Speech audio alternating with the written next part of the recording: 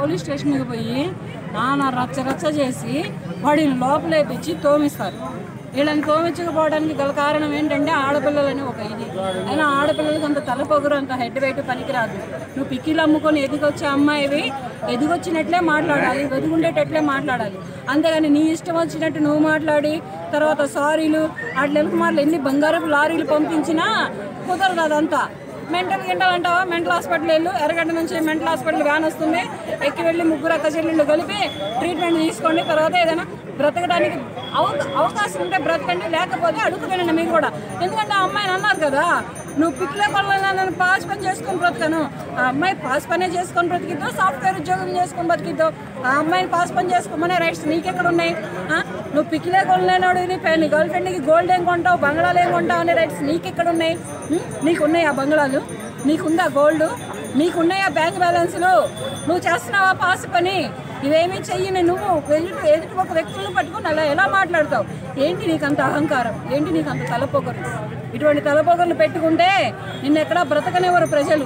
ఇప్పటికే నీ పిక్కిల్ మొత్తం బ్యాన్ అయిపోయి ఉంటుంది, అది మొత్తం తీసుకుపోయి చెరువులో పోసి. మళ్ళీ ఇంకొకరు ఏం మాట్లాడుతున్నారంటే మమ్మల్ని ఎన్నో బ్యాడ్ కామెంట్స్ పెడుతున్నారు మేము పెట్టే వీడియోల కింద, మేము మటుకు వాళ్ళకి ఏం రియాక్ట్ అవ్వం, కానీ మా మీద ఎందుకు ఇంత రియాక్ట్ అవుతున్నారు, ఇంత న్యూసెన్స్ ఎందుకు చేస్తున్నారు అంటున్నారు. ఫస్ట్ నువ్వు నోరు జారబట్టే బ్యాడ్ కామెంట్లు పెడుతున్నారు. ఫస్ట్ నువ్వు నోరు అదుపులో పెట్టుకొని మాట్లాడినట్టయితే నీకు బ్యాడ్ కామెంట్లు రావు కదా, నిన్నెవరు ఏమీ మాట్లాడరు కదా. ఇప్పుడు నేనే ఇస్తున్నాను, నాకు అన్ని మంచి కామెంట్లే వస్తున్నాయి, ఎక్కడో ఒకటి వస్తుంది బ్యాడ్ కామెంట్.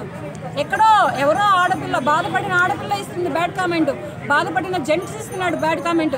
100% అయితే నాకైతే బ్యాడ్ కామెంట్స్ రావట్లేదు.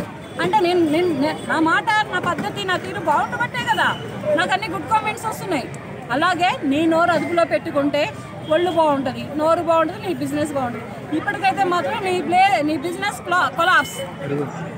పికిల్స్ రేట్ అడిగాడు, దానికి తగ్గట్టు రేట్ చెప్పారు. ఇంత రేట్ ఎందుకమ్మా, కొంచెం తగ్గించచ్చు కదా అని చెప్పాడు. అంతేగాని దానికి ఆ కామెంట్ల బాక్స్లో ఏది పడితే అది తిట్టేయటం, ఏది పడితే అది మాట్లాడటం అది తప్పు కదమ్మా.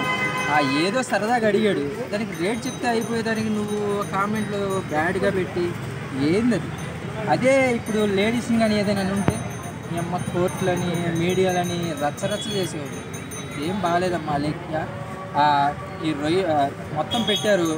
ఇప్పుడు మేము అదే దాన్ని మేము ఏదైనా ఎగతాళిగా మాట్లాడితే ఎలా ఉంటుంది మీకు చెప్పండి. ఇప్పుడు రొయ్యలు ఫ్రై కొని దాన్ని ఎవరికైనా మొన్న ఒక కామెంట్ వచ్చింది, ఆ రొయ్యలు దీని ప్రెగ్నెన్సీ రాని వాళ్ళు కూడా కడుపు వస్తుంది అని చెప్పారు. అది ఎంత కామెడీగా ఉంది. మేము ఏదైనా అంటే మాత్రం మీ పిక్కిల్స్ బ్రాండ్ చేసుకోవాల్సి వచ్చింది, బ్యాన్ చేసుకొని ఇంట్లో కూర్చోవాల్సి వచ్చింది. సో ఇలా మాట్లాడటం తప్పు. అయితే ఇప్పుడు ముగ్గురు అమ్మాయిలు వాళ్ళు తర్వాత ఏమంటున్నారంటే మా అక్క పెద్ద వచ్చి మా చెల్లి అని ఉంటుంది నాకు తెలియదు అంటారు, చెల్లి వచ్చి మా అక్క అని ఉంటుంది నాకు తెలియదు అని, ఇలా ఒకరికొకరు కవరింగ్లు చేసుకుంటే వీడియోలు పెడుతున్నారు. సో వాళ్ళకి తెలియకుండానే ఈ మాట బయటకు వచ్చిందా? ఒకళ్ళు అన్నారంటే అనుకోవచ్చు, తర్వాత ఇంకొక లేడీస్ని కూడా పాచి పని చేసుకోమనో ఏదో చెప్పి అన్నారు. ఏదో 6 ప్రతివ్రతల్లాగా ముగ్గురు ప్రతివ్రతల్లాగా ఒకరి మీద ఒకరు చెప్పుకోకపోతే తప్పు అయిపోయింది, క్షమించండి బాబు, ఏదో సరదాగా అన్నాంలే, మీరు ఒక కామెంట్ చేశారు మేము ఒక కామెంట్ చేసామంటే అయిపోయేదానికి ఆ బ్యాడ్ కామెంట్స్ ఏంది, అది తిట్టడం ఏంది, అసలు వల్గర్గా ఉంది. నేను చదివే కొన్ని కామెంట్, పిక్కిల్స్ వ్యాపారం పెట్టుకొని జనాలను తిడితే మీ వ్యాపారం ఎలా పోయింది చెప్పండి? ఆ ఫాలోవర్స్ పెరిగారు, ఆ ట్రెండింగ్ అయిపోయింది, ఇవన్నీ బాగానే ఉన్నాయి, కానీ మీకు బ్యాడ్ పేరు వచ్చింది. అది ఒక్కటి చేంజ్ చేసుకొని మంచిగా అమ్ముకోండి. ఇవన్నీ ఎందుకు బ్యాడ్ కామెంట్స్? ఈరోజు వాళ్ళది మొత్తం గూగుల్లో కానీ ఎక్కడన్నా బిజినెస్ క్లోజ్ అయ్యే పరిస్థితి వచ్చింది. సో కొత్తగా పెట్టే ఇలాంటి ఆడపిల్లలకి ఇది గుణపాఠంలాగా అనుకోవచ్చా? ఈ సిచ్యువేషను కొత్తగా పెట్టే ఆడపిల్లలకి ఎవరికైనా బిజినెస్లు పెట్టే వాళ్ళకి ఇది గుణపాఠం అనుకోవచ్చా? అంతే, పక్క గుణపాఠమే అనుకోవచ్చు. ఇలాగ అంటే చెత్తగా మాట్లాడారు కాబట్టి ఇలా బ్యాన్ చేసే పరిస్థితికి వచ్చారు కాబట్టి మీ వల్ల వేరే వాళ్ళు బిజినెస్ చేద్దామన్నా కూడా భయపడుతున్నారు. సో ఇలా చేయకుండా మంచిగా చేసుకున్నాము.